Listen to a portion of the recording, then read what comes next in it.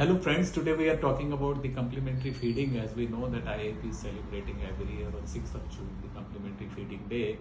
So as a pediatrician, it's always our job to advise parents regarding the feeding of the complementary feeding of the child. I think which is a very important component of infant and early childhood nutrition and ultimate development.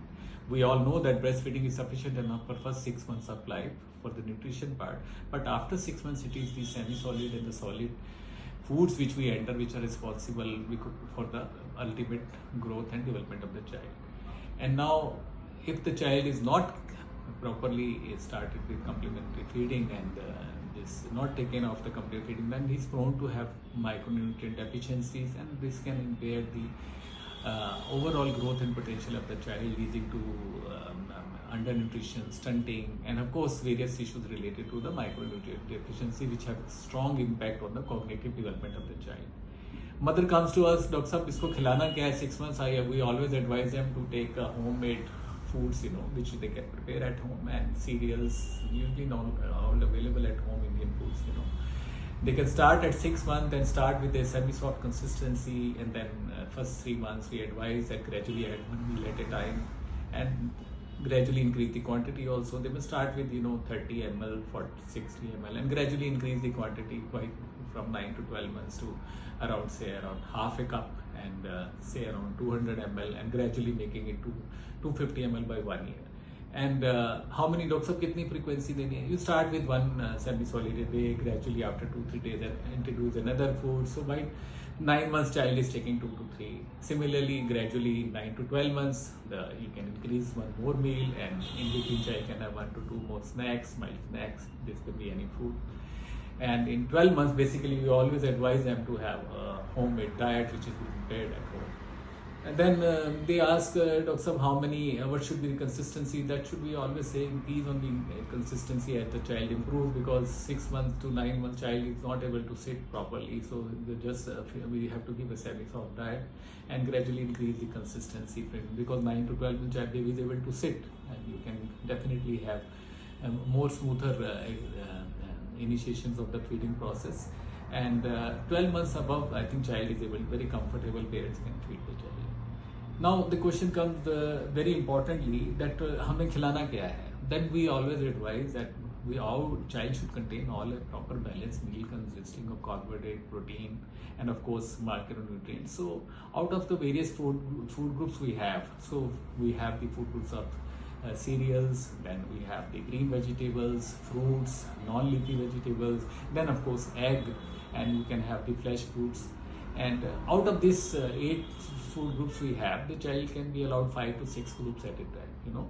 They can choose, parent can choose. There are plenty of options in the we have in India.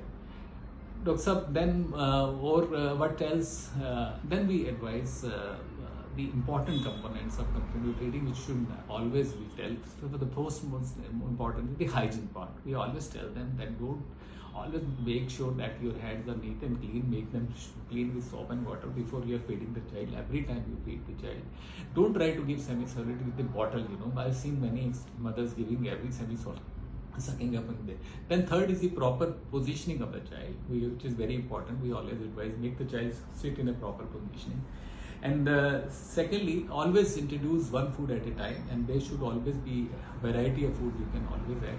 And don't try to go for the market and junk foods, which are available in the market, which you can, you cannot supplement these things for the complementary feeding process. And Dr. Salt, sugar, we always advise them, jo ghar mein minimal salt, sugar dala hai, you carry on with that.